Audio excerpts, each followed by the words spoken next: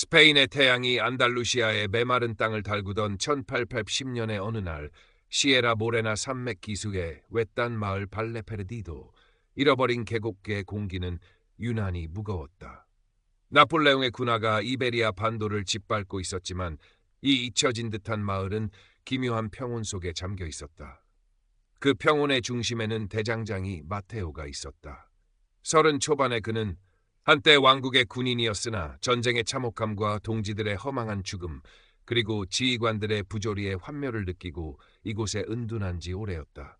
그의 작업실에서는 뜨거운 쇠 냄새와 땀 냄새, 그리고 잊으려 애쓰는 과거의 피 냄새가 뒤섞여 희미하게 풍겼다. 그의 단단한 팔뚝과 어깨에는 오랜 노동의 흔적과 함께 과거의 전투에서 얻은 희미한 흉터가 새겨져 있었다. 그는 누구에게도 마음을 열지 않았고 오직 망치 소리만이 그의 유일한 대화 상대인 듯했다. 그날 오후 마테오가 달궈진 쇠를 모루 위에 놓고 망치질을 하던 중 작업실 문이 조용히 열렸다. 햇빛을 등지고 서 있는 한 여인의 실루엣, 지친 기색이 역력했지만 흐트러짐 없는 기품이 느껴졌다. 이사벨라, 그녀는 20 중반쯤 되어 보였고 먼 길을 온 듯 허름한 망토에는 먼지가 자욱했다. 그러나 그녀의 눈빛은 낯선 곳에 대한 경계심과 함께 무언가를 간절히 찾는 절박함으로 빛나고 있었다. 실례합니다. 이곳 대장장이 마테오 씨를 찾아왔습니다. 그녀의 목소리는 낮고 차분했지만 어딘지 모르게 긴장감이 서려 있었다. 마테오는 망치질을 멈추고 그녀를 돌아보았다. 그의 눈은 오랜 시간 불꽃을 봐온 탓인지 혹은 너무 많은 것을 봐온 탓인지 깊고 강렬했다. 내가 마테오요. 무슨 일로 왔소? 이사벨라는 품속에서 조심스럽게 작은 나무 상자를 꺼냈다. 정교한 올리브 나무로 만들어졌지만 복잡한 금속 잠금 장치가 심하게 망가져 있었다. 이것을 수리해 주실 수 있겠습니까? 아주 중요한 물건입니다. 그녀는 중요한이라는 단어에 힘을 주었다. 마테오는 상자를 건네받았다. 보기에는 평범한 장식감 같았지만 어딘지 모르게 심상치 않은 기운이 느껴졌다. 그는 잠시 상자를 살피다가 이사벨라를 쳐다보았다. 이런 건 보통 보석상이나 세공사가 다루는 물건인데 난 농기구나 만드는 시골 대장장이요. 그의 목소리에는 거절의 기색이 역력했다. 이사벨라는 그의 눈을 똑바로 바라보며 말했다. 다른 곳을 알아볼 시간이 없습니다. 당신의 솜씨가 뛰어나다는 소문을 들었습니다. 보상은 얼마든지 드리겠습니다. 그녀의 눈빛은 흔들림이 없었다. 마테오는 한숨을 내쉬었다. 평화로운 삶을 갈망하며 이곳에 왔건만 세상은 그를 가만히 내버려 두지 않는 듯했다. 그는 상자에서 풍기는 미묘한 위험의 냄새를 맡을 수 있었다.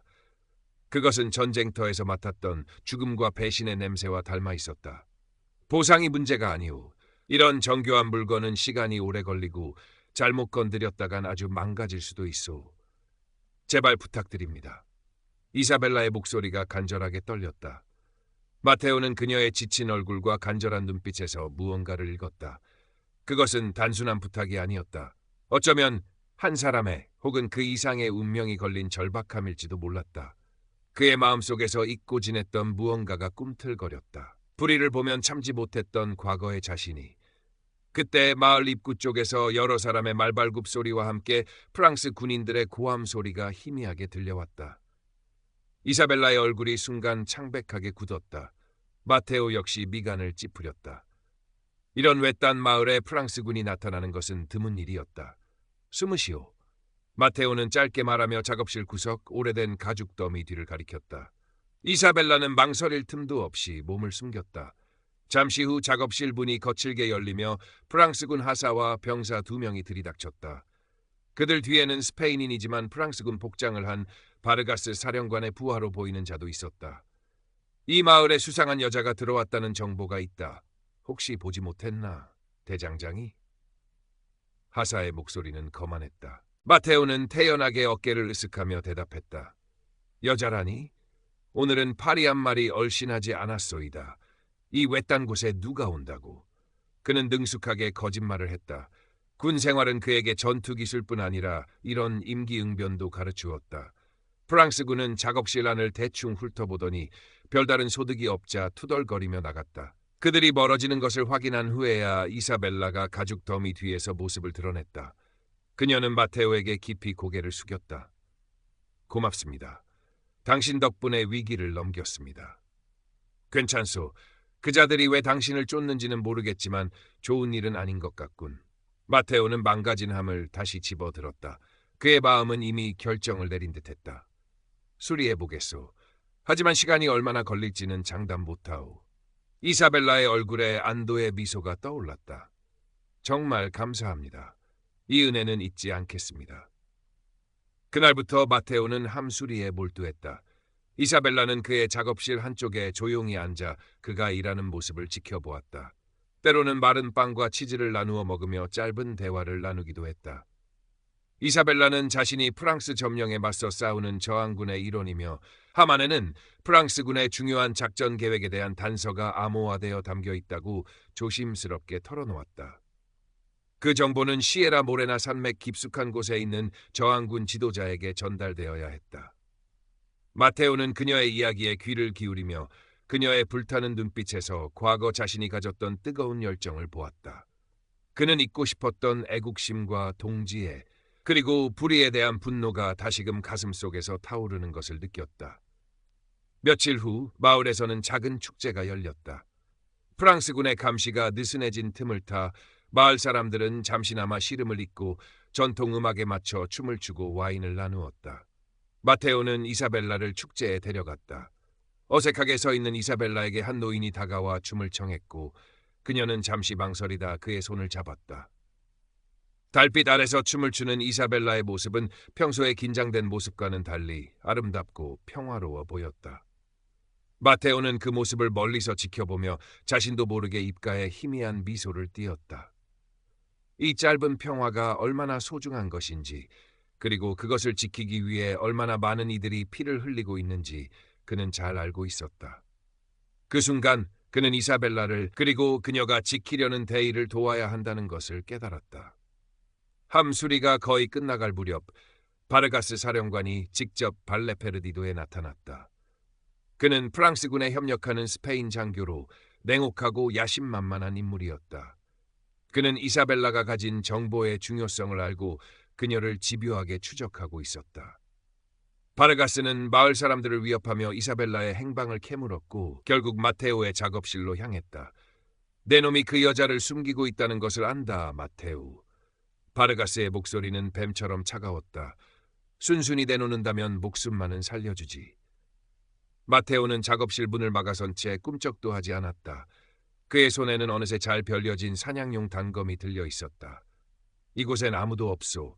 당장 꺼지지 않으면 당신 부하들처럼 만들어주겠소. 바르가스는 비웃음을 터뜨렸다. 어리석은 놈. 저항군 놀이는 끝났다. 나폴레옹 황제 폐하의 새로운 질서에 순응하는 것만이 살 길이다. 그 순간 작업실 뒤편에서 이사벨라 나타났다. 그녀의 손에는 마테오가 수리한 함이 들려 있었다. 날 찾으러 왔나, 바르가스? 하지만 이 정보는 절대 내 손에 넘어가지 않을 것이다. 이사벨라의 외침과 함께 마테오가 바르가스에게 달려들었다. 그의 움직임은 과거 정예 군인의 날렵함을 되찾은 듯했다. 바르가스의 부하들이 그를 막아섰지만 마테오는 그들을 거침없이 쓰러뜨렸다. 이사벨라는 그 틈을 타 작업실 뒷문으로 빠져나가려 했다. 도망쳐, 이사벨라. 내가 시간을 벌겠다. 마테오의 외침을 뒤로하고 이사벨라는 어둠 속으로 사라졌다. 마테오는 수적으로 분리했지만 필사적으로 저항했다. 그의 몸에 몇 군데 상처가 났지만 그는 포기하지 않았다. 그의 눈에는 오직 이사벨라를 무사히 탈출시켜야 한다는 일념만이 불타고 있었다. 한참의 격투 끝에 마테오는 바르가스의 허를 찌르고 그에게 부상을 입힌 뒤 자신도 간신히 포위망을 뚫고 어둠 속으로 몸을 숨겼다. 그는 이사벨라가 갔을 방향으로 시에라 모레나 산맥을 향해 달렸다. 시에라 모레나 산맥은 험준하고 광활했다.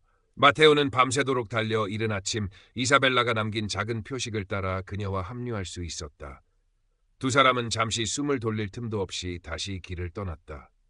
프랑스군의 추격은 생각보다 빨랐고 산맥 곳곳에는 바르가스가 심어놓은 첩자들이 깔려 있었다. 며칠 동안 그들은 굶주림과 추위 그리고 끊임없는 위험과 싸워야 했다.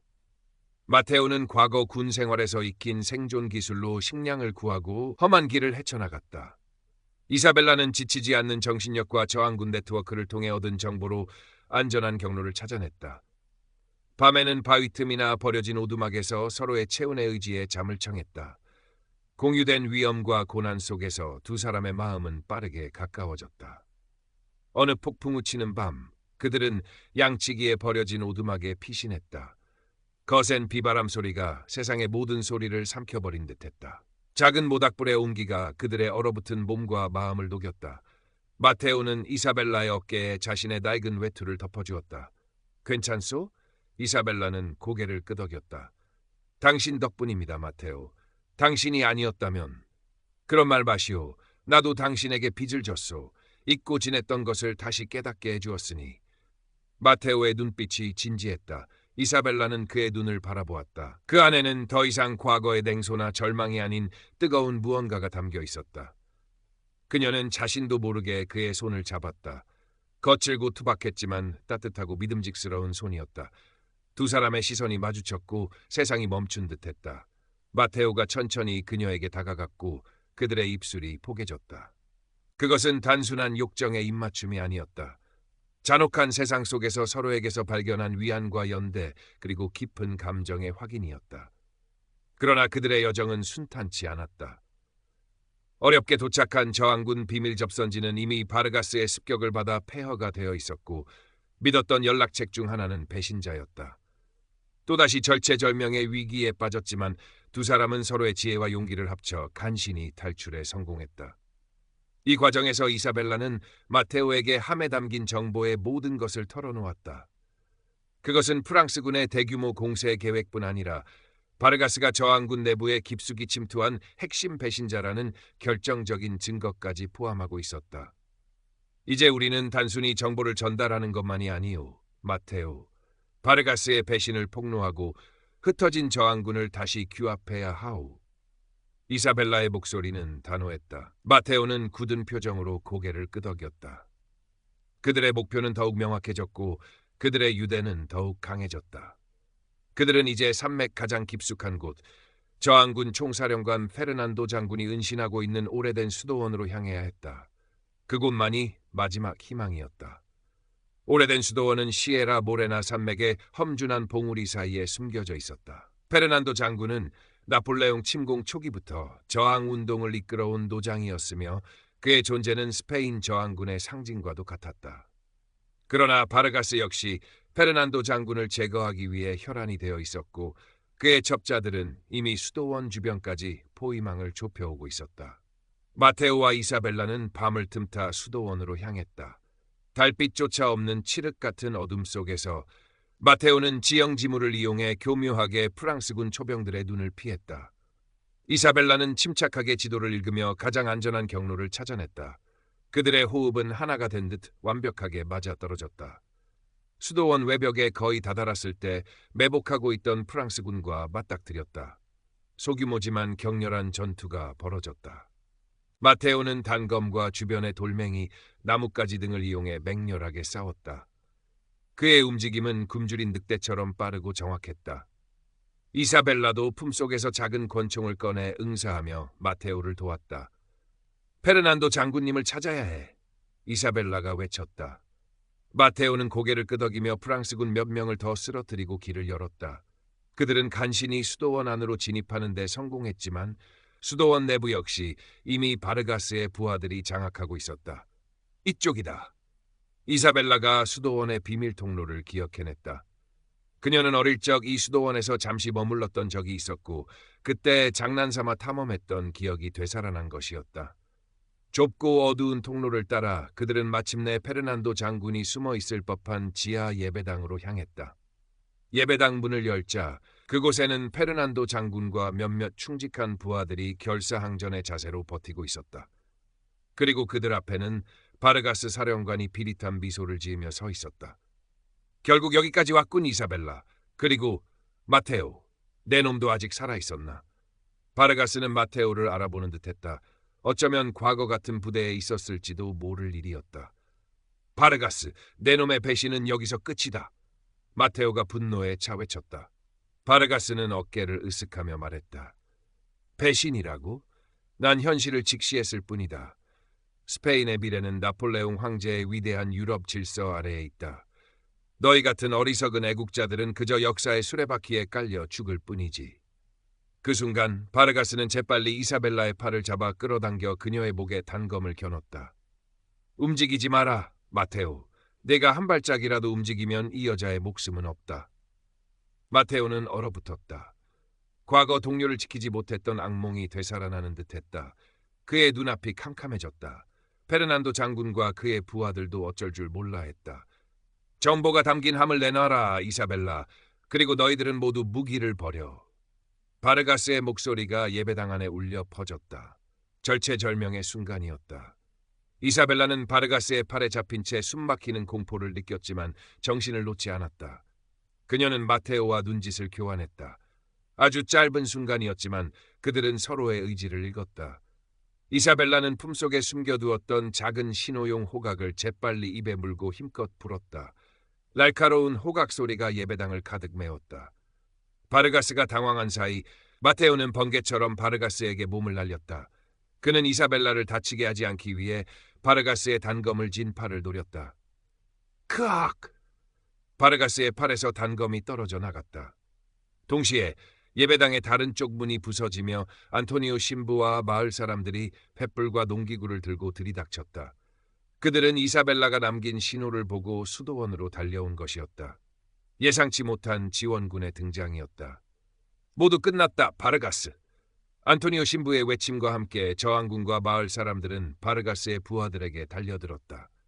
전세는 순식간에 역전되었다. 마테오는 바르가스를 제압했고 이사벨라는 무사히 함을 페르난도 장군에게 전달했다. 페르난도 장군은 함 속에 암호화된 문서를 확인하고는 얼굴이 굳어졌다. 이것은 프랑스군의 총공세 계획이 아닌가. 그리고 바르가스, 내 놈이 내부 첩자였다니. 바르가스는 모든 것을 체념한 듯 고개를 떨구었다. 그의